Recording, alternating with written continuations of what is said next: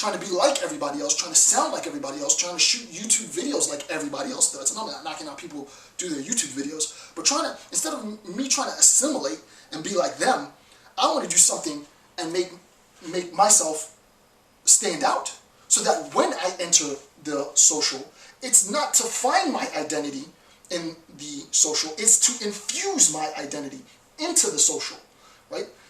It takes a lot of courage to be able to do that because you're doing it publicly. You're doing it socially. And if you're very effective in what you're doing, people are threatened by this because they don't want people thinking critically. For me, that's what I do. I teach critical thinking. Everything I do is about critical thought, right? So that becomes problematic because, you know, having a herd mentality is good if you want to control a whole bunch of docile people. The point is, the truth is though, I mean, come on, seriously, how many billion people? I think there's 7 billion people now. The UN just said the 7 billion person probably was born in India. I've got, what, 300, 400 views, you know, a video. I mean, you know, how much of an impact am I really having?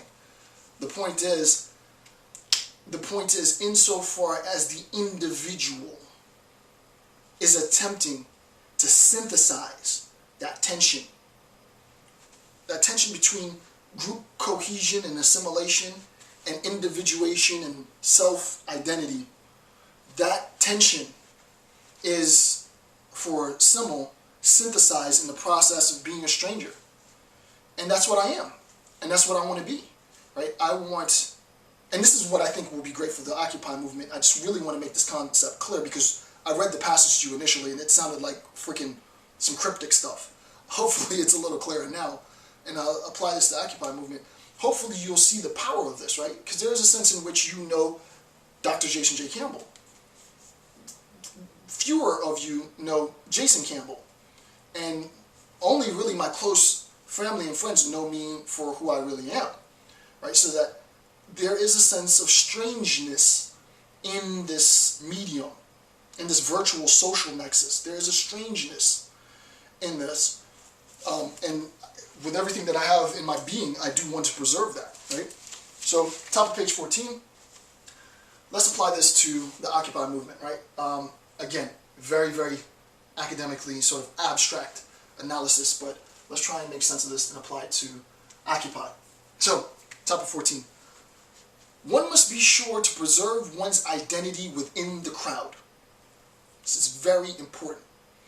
The Occupy movement itself is this cohesive force. As a movement, right, you might not be the person who wants to take a placard, right, which I found out recently that's the name of it, the protest banner or protest sign, whatever. You might not be the person who wants to go up there and start chanting, down with the man, 1%, blah, blah, blah, whatever, you know. Me, I'm not going to do that per se. That's not my style. I'm not going to, go grab the bullhorn and start saying, hey, mic check, blah, blah, blah, blah, blah, blah, blah, blah, blah, blah, blah. That's not my style. I'm not going to do any of that, right? When I go, I'm just there to observe. I am the teacher's favorite student. I'm a lifelong learner. I'm a lifelong student. I'm always just doing my homework. I just want to take notes. I don't want to bother anybody, and I don't want to be bothered by anybody. I'm not going to threaten anybody, and I don't want to be threatened by anybody. But if you try me, that's your ass. So, one must be sure to preserve one's identity in the crowd. So if you're here, and you don't feel comfortable doing the mic check, right, and everybody's going around, and for whatever reason, this doesn't happen to Occupy. This just is an example, right? But I can imagine it could happen to Occupy. And then it comes to you, and everybody's looking at you, and you feel the pressure. You feel the growing pressure to be like the crowd, and then you're like, okay, mic check, and everybody's like, mic check, and now you're participating. Well, you've lost who you are. Now there is no individual. Now there's just the movement. Now it's just Occupy, right? Granted, Occupy as a structure is defined by all of these characteristics. It's defined by the mic check, which is fine. It's defined by the protest, which is fine. It is defined by the rallies, which is fine. It's defined by the mask, which I have, which is fine. You don't have to go out and purchase a mask and look stupid like I did and put the mask on and have the whole world sort of laugh at you and your integrity because you're in a suit with a freaking V for Vendetta mask. But I'm a pawn. I sacrifice my soul for the greater good, for good or bad. So you don't have to do that, right? I wouldn't encourage you to do that, right? Especially if you're a young academic or a PhD looking for a job. It might not be a good idea to jump headfirst in and support the Occupy movement and then take it further and, brand it with you doing a mask. It's sort of gimmicky, right? It's not for everybody. But the whole point is if you succumb to the pressure, you lose who you are. The mass has absorbed you. So it's not like the lecture series all about Occupy versus the world, Occupy versus this versus that. It's you also versus Occupy. How immersed am I going to allow myself to become in the movement? If you don't think that Occupy will gobble you up, it will gobble you up. You have to regulate your participation. Now I'm talking more to the fanatics, right? Now I'm talking to more the zealots, right? You have to regulate your participation, right? As I said in the last series, and now I said I was going to tie it to Foucault. As I said in the last series, if the permit that the city has granted the Occupy organizers is from 8 a.m. to 8 p.m., and it's now 8:05, and you have the mentality on your own account, right, that I am not going to move, I'm pitching a tent and I'm spending the night, and you start to see that police officers are starting to mobilize and move you because you are now making infractions because you are trying to occupy past the allotted time that the permit has allowed. You recognize now how committed you are, right? You recognize how committed you are. Now you might say that, well, that pulls me away from the Occupy. That then isolates me as an individual. Again, there's the Occupy movement, but then there's my position in the Occupy movement. I'm not going to move. Despite the fact that all the organizers and everybody else left, I'm not going to move. And you see this back and forth, right? So there's this tension in both directions. There's a tension to assimilate and be like the movement.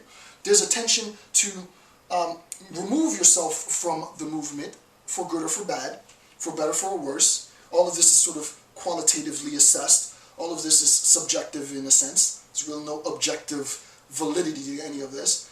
And the question is, how deep are you willing to go? I know how deep I'm willing to go, right? I'll go to a protest. I will go to the rallies. I'll go to the sit-in. The cops are starting to mobilize. The point is, how deep am I willing to go for the Occupy movement, right? Am I going to challenge the authority to that level?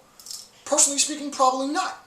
I'll definitely film it, I'll film what's going on. I'll document what's going on. But if the authority's telling me to move, I'm going to play my position. My position is not to challenge them on that front. However, if I see someone else who refuses to move, I'm also not going to encourage them to leave with me. You see what I mean? It's my level of comfort and their level of comfort. It's not in my nature to tell someone, conform. Right? Because they might look at me as, oh, well, Dr. Campbell's selling out. The cops are coming and he just wants to film. He's not going to sit down and get arrested with us. But then I come back and I do this, right? This is my contribution, right? And they can't do what I do. This is how I pull myself out of the Occupy movement and give a uniquely Dr. Jason J. Campbell contribution, right? So you getting arrested is important, and that's not something that I'm willing necessarily to overtly violate the rules of the authority structure. It doesn't make me weak. It doesn't make me any less of a fanatical occupier, but I'm willing to do this. How many people are willing to dedicate, I'm 6 hours in now to video lecture? How many people are willing to dedicate 6 consecutive straight hours? And I still got a lot more to go. 6 hours to lecturing the world for free on the conceptual relationship between very esoteric scholarship and the movement.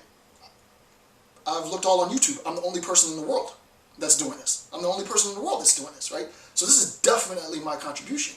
The point is not who's better, who's worse, who's more fanatical, this is not high school, right? This is not high school. We're all professional, we're all grown, we're all adults. The point is, it's on you to determine that relationship. Not to be absorbed by the movement, not to be so distant from the movement that you're really not making any viable contributions, but when you have an opportunity, and you have to make this assessment for yourself, to make a viable contribution in the face of all different types of threats, It's on you. Don't think that what I'm doing,